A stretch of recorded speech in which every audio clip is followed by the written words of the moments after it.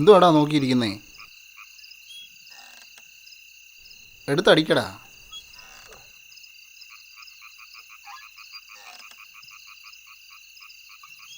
എങ്ങനെയുണ്ടല്ലോ ജീവിതം? അടിച്ചു പൊളിക്കല്ലേ? എന്തോന്ന് ചോദ്യമാടേ, ഒരു കാശുകാരി പെണ്ണിനെ വളച്ചു കെട്ടിക്കൊണ്ട് വന്നിട്ട് അടിച്ചു പൊളിക്കുകയല്ലേ എന്ന്, തകർക്കുകയല്ലേ? അതല്ലേ എന്നും ഈ വെള്ളവടി. നിനക്കൊക്കെ എന്തും പറയാം. എൻ്റെ ജൂനിയറായിട്ട് പഠിച്ച പാർവതി. ജാതിയും മതവും പണവും നോക്കാതെ അവളെ ഞാൻ സ്നേഹിച്ചത്. എന്നെ വിശ്വസിച്ച് അവൾ ഇറങ്ങി വന്നത്. അവളുടെ സ്വപ്നങ്ങളും കളഞ്ഞു. അവളെ ഒന്നും അറിയിക്കാതെ പൊന്നുപോലെയാണ് ഞങ്ങൾ കൊണ്ടുവരുന്നത്. നിനക്കൊക്കെ അറിയോ, 8 മണിക്കൂറിന് പകരം 12 മണിക്കൂറാണ് ഡ്യൂട്ടി ചെയ്യുന്നത്. പണം ഉണ്ടാക്കാൻ വേണ്ടി തന്നെ, അല്ലാതെ അവളുടെ വീട്ടുകാരുടെ പണത്തിന് വേണ്ടിയല്ല. വീടും കാറും കുറേ സ്വപ്നങ്ങളും ഉണ്ട്. ഇതിൻ്റെ ടെൻഷൻ മാറ്റാൻ വേണ്ടി ഈ കള്ളുകൂടി. അളിയാ, സമയമായി, ഇറങ്ങിയേക്കാം. പിന്നെ അളിയാ, മറക്കല്ല, നാളെ കുഞ്ഞിൻ്റെ ബർത്ത്ഡേ ആണ്. എല്ലാവരും വരണം കേട്ടോ. അളിയാ, ശരി എന്നാ. ഓക്കെ അളിയാ.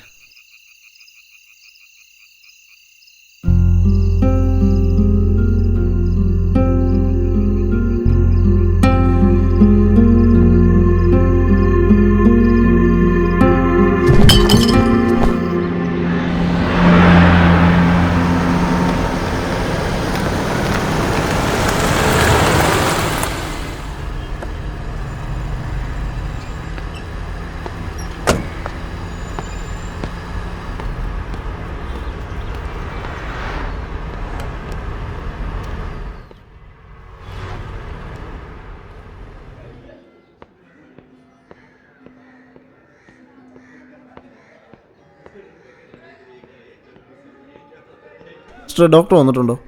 ഉണ്ടല്ലോ. ഏത് ഡോക്ടറാ? അബു ഡോക്ടർ. ആ ഉണ്ട്, അവിടെ ഇരുന്നു. Okay okay.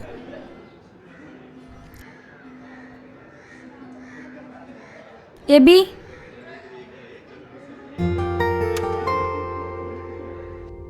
ആ ഇരിക്കടാ.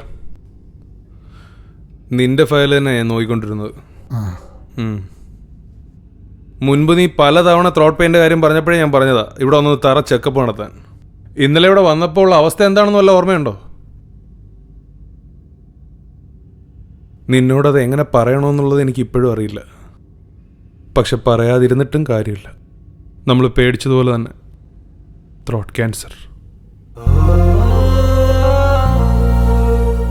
നമ്മുടെയൊക്കെ ജീവിതം മാറി മറിയാനായിട്ട് ഒറ്റ നിമിഷം മതി. പക്ഷെ ആ നിമിഷം നമ്മൾ എങ്ങനെ കൈകാര്യം ചെയ്യുന്നു എന്നുള്ളതിലാണ് കാര്യം. അപ്പം എൻ്റെ മരണം ഇങ്ങടുത്തല്ലേ? ഛേ, അങ്ങനൊന്നുമില്ലടാ. ഞാനിനി എന്ത് ചെയ്യണമെന്ന് എനിക്കറിയില്ല.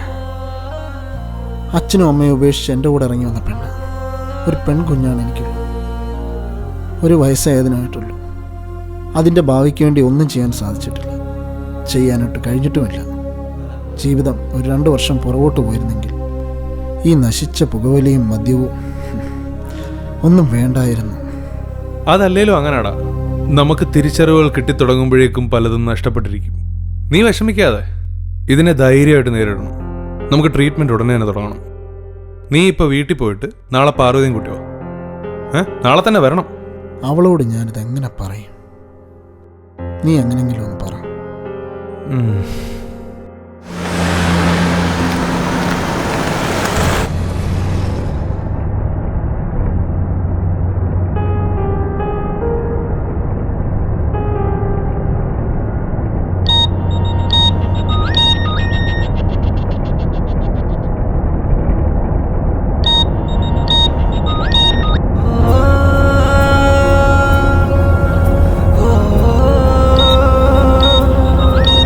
ഓ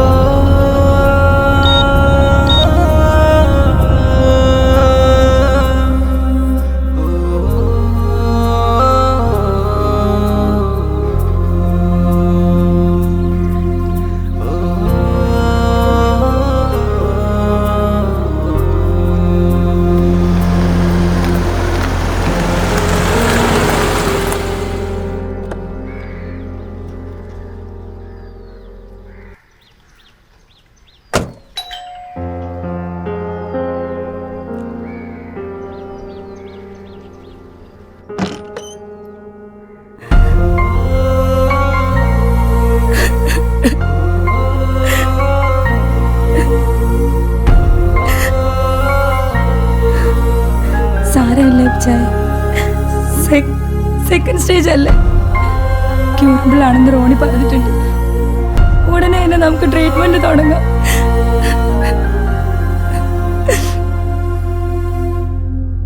തൻ്റെ അടുക്ക കഴിഞ്ഞ വട്ടം പല്ലുവേനായിട്ട് വന്നപ്പോ പറഞ്ഞല്ലേ നീ മുറുക്കരുതെന്ന്? പറഞ്ഞോ ഇല്ലയോ? എന്നിട്ട് മുറുക്കിത്തുപ്പാൻ നല്ല രസമല്ലയോ? നല്ല കളറാ അല്ലയോ? ചുമന്ന കളറ്. ചോര തൊപ്പുമ്പോ അതേ കളർ തന്നെയാ. ചെല്ല് ഞാൻ പറഞ്ഞ റിപ്പോർട്ടൊക്കെ ആയിട്ട് നാളെ വാ. ശരി. എത്ര പറഞ്ഞാലും പഠിക്കരുത്. ആ വാടാ അബി. പാർവതി എന്തി? വാ ഇരിക്ക്. മോളെവിടെ? വല്യമ്മച്ചി ഏൽപ്പിച്ചു. ഒരു തരത്തിൽ പറഞ്ഞു കഴിഞ്ഞാൽ അവൻ ഭാഗ്യവാനാ. ഈ രോഗം ഇതിന്റെ സെക്കൻഡ് സ്റ്റേജിൽ തന്നെ കണ്ടെത്താൻ പറ്റുക എന്ന് പറയുന്നൊരു ചെറിയ കാര്യമല്ല. അതൊരു മഹാഭാഗ്യം തന്നെയാണ്. എവന്റെ ഈ സിഗരറ്റ് വലിയും പാൻ മസാല യൂസിനെ കുറിച്ച് അറിഞ്ഞപ്പോൾ ഞാൻ പറഞ്ഞ ഇത് പ്രശ്നമാകുന്നു. ഇതൊക്കെ ഉപയോഗിക്കുന്ന എല്ലാവരിലും പ്രശ്നങ്ങളുണ്ട്. കറക്റ്റ് ടൈമിൽ അതെല്ലാം കണ്ടെത്താൻ കഴിഞ്ഞാൽ ഭാഗ്യം. പിന്നെ ട്രീറ്റ്മെന്റ് അത് ഇച്ചിരി സിവിയറാണ്. കീമോതെറാപ്പിയും റേഡിയേഷൻ തെറാപ്പിയും ഉണ്ടാവും. അപ്പോൾ ഇതിൻ്റെയൊക്കെ ആഫ്റ്റർ എഫക്ട്സ് എന്നുള്ള രീതിയിൽ ഫേസ് കുറച്ച് ഡിസ്റ്റോർട്ടഡ് ആവാൻ സാധ്യതയുണ്ട്. അല്ലാതെ വലിയ രീതിയിലുള്ള ഒരു പേടി ഇതിനെക്കുറിച്ച് വേണ്ട. B courageous. ആ ഒരു കോൺഫിഡൻസ് അവനും കൊടുക്കുക. നീയാണത് കൊടുക്കേണ്ടത്. പാർവതി, ഇനി നിങ്ങൾ വിഷമിക്കരുത്. ഈ രോഗം അങ്ങനെയാണ്. ആദ്യം കാർന്നു നിന്നുന്ന മനസ്സിനാവും. അതുകൊണ്ട് ധൈര്യത്തോടുകൂടി തന്നെ നേരിടണം.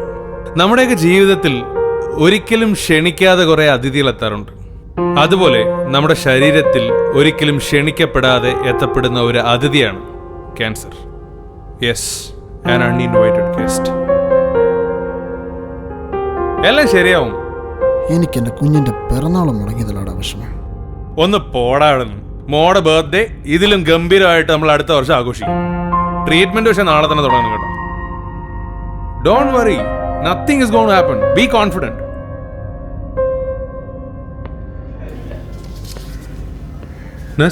Yes doctor. എബിയുടെ ഫയലാണ്. മൺഡേ തൊട്ട് കീമോ സ്റ്റാർട്ട് ചെയ്യണം. ഓക്കെ.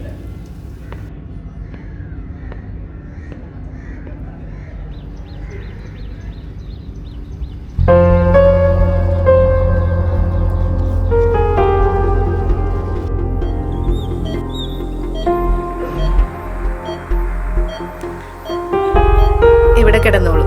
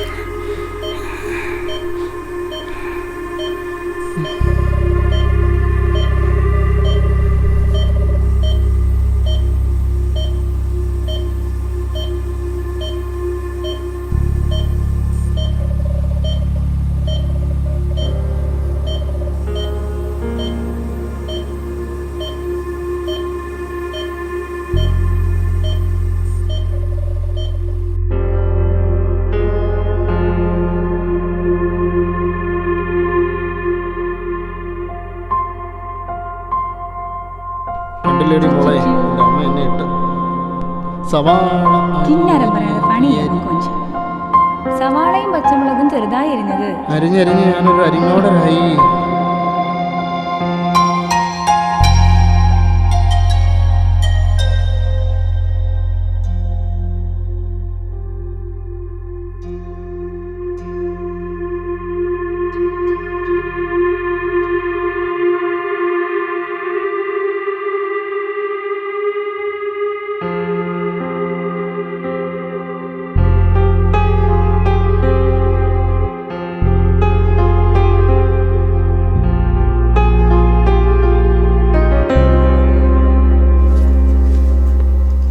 അജിത് ഡോക്ടർ ഉണ്ടോ? ഉണ്ട്.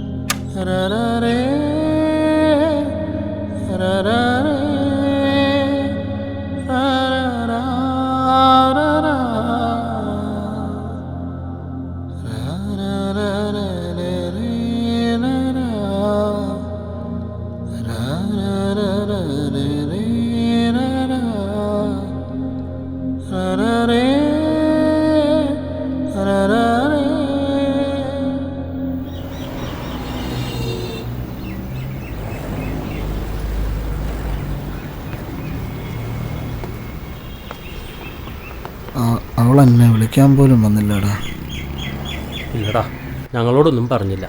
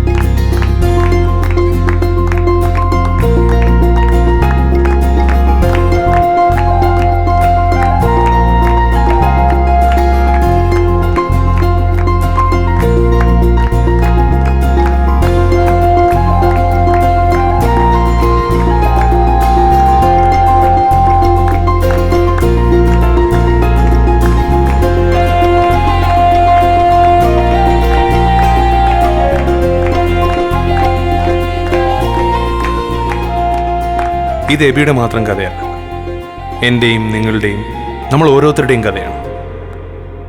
നമ്മുടെയൊക്കെ സന്തോഷകരമായ ജീവിതത്തിനിടയിലേക്ക് ഇങ്ങനെയൊരു അതിഥി ഒരിക്കലും എത്താതിരിക്കട്ടെ.